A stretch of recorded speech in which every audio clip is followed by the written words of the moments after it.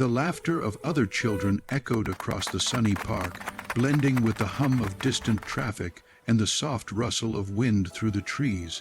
But at one corner, beneath a white gazebo decorated with pink balloons and ribbons, sat a little girl who wasn't laughing. Her name was Sienna Hartley, and today was her 9th birthday. A birthday she had looked forward to all year, until it became another reminder of what she had lost. Her hands trembled slightly on the table as she stared at the single tier cake before her white frosting, a pink candle shaped like the number 9, and the words "Happy Birthday," Sienna written in delicate curls. Around her sat empty chairs. Her party was supposed to start an hour ago, yet not one of her classmates had come. The sun was warm, the park was alive, but inside that gazebo the air felt cold and heavy. If you believe in kindness, second chances, and the power of compassion, please take a moment to like, comment, share, and subscribe to our channel Kindness Journal. Your support helps us spread more true and touching stories just like this one. Sienna's wheelchair was positioned carefully beside the table, its pink cushion matching her dress. A small tiara rested crookedly on her chestnut hair, and her big gray eyes shimmered with a mixture of hope and heartbreak.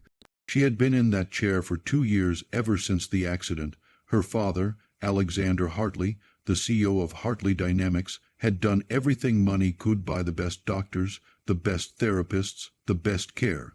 But even wealth couldn't heal the pain of a spinal injury, nor could it bring back her friends, who slowly drifted away when her laughter was replaced by silence.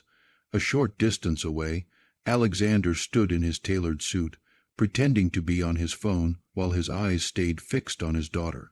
He had promised himself he wouldn't cry today. He had built empires, closed million-dollar deals, survived boardroom wars, but he couldn't bear the sight of Sienna blowing out her candle alone. He glanced again at the cake, then at the park entrance, hoping to see another parent walking over with their child, but the gate stayed empty. The only people nearby were a few families having picnics, a couple jogging, and a man sitting on a bench watching his son play with a paper airplane. The man was Noah Reeves, a single father in his late 30s, dressed simply in jeans and a faded blue shirt. His son, Illy, had the same dark curls and wide grin that once belonged to his late wife. They weren't wealthy. Noah worked as a mechanic, but he made sure every moment with his boy was filled with laughter. As they played, Illy's paper airplane swooped through the air and landed right beside Sienna's wheelchair. The girl looked down, startled. She reached for it with a trembling hand but stopped midway, embarrassed by her limited movement. Noah noticed and quickly stood, jogging over to retrieve the plane. When he handed it to Sienna, he smiled gently. "That one likes to travel far," he said. Sienna gave a tiny smile back, her voice soft as she whispered, "It's a good flyer." Noah nodded, then looked at the table, at the untouched cake, the unlit candle, and the empty chairs. He didn't need to ask what was happening. The loneliness in her eyes said it all. A few steps behind him, Illy tugged on his father's sleeve. "Dad," he whispered, "is it her birthday?" Noah nodded. "Can we join her? She looks sad." Noah hesitated. It wasn't his place, but when he glanced again at Alexander standing under the trees with his phone, pretending not to cry, something inside him shifted. He gave Illy a small nod, and together they walked toward the gazebo. Sienna looked surprised as the father and son approached. "Hi," Noah said softly. "I hope we're not intruding. My son and I were just wondering, would you mind if we joined your birthday party?" For a moment the air stilled. Sienna blinked, her lips parting slightly in disbelief. Then she nodded, a small, hesitant nod that carried more gratitude than words could hold. Illy climbed into one of the empty chairs, grinning from ear to ear. "You've got cake. I love cake," he said, and the sound of his cheerful voice broke through the silence like sunlight breaking through clouds. From a distance, Alexander watched, uncertain at first, then quietly emotional. He saw his daughter's eyes light up for the first time in months. He slipped his phone into his pocket and slowly approached.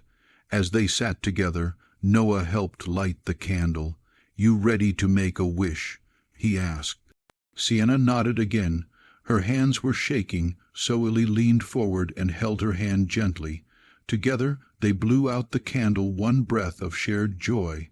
Everyone clapped, all four of them, and for the first time that day Sienna laughed. It wasn't loud or perfect, but it was real. Alexander joined them, smiling warmly. "Thank you," he said to Noah, his voice rough with emotion. "You didn't have to." Noah shook his head. "Sometimes we all need someone to sit at our table," he replied simply. As the afternoon went on, laughter filled the gazebo. Illy told stories about school and his pet hamster. Sienna giggled every time he made a funny face. Noah listened as Alexander spoke about the accident, how Sienna had been in the back seat when a distracted driver ran a red light, how he had never forgiven himself for being late that day and missing the call, how Sienna used to dance before her legs stopped listening.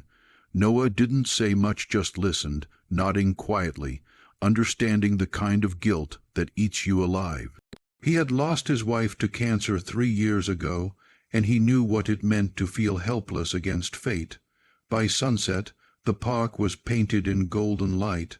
The cake was half eaten, the balloons had started to sag, and the sound of laughter still lingered. Sienna leaned against her wheelchair cushion, tired but happy. Alexander hadn't seen her smile like that in years. Before leaving, Noah stood and extended a hand. "We come to this park most weekends," he said. "If Sienna ever wants company, Illy and I would love to have her join us." Alexander hesitated, then nodded. "I'd like that," he said. His tone wasn't the voice of a CEO anymore. It was the voice of a father who had just remembered what kindness looked like. Over the next few weeks, the four of them met often. Sometimes they played board games in the park. Other times they sat by the lake feeding ducks. Sienna began talking more, laughing more. She even asked her therapist to let her try standing with braces again. She fell the first few times, but Noah and Illy were always there cheering her on, catching her when she stumbled. One afternoon, when the wind was warm and the sky impossibly blue, Sienna managed to take 2 full steps. They were shaky, uncertain steps, but they were hers. Alexander had tears in his eyes.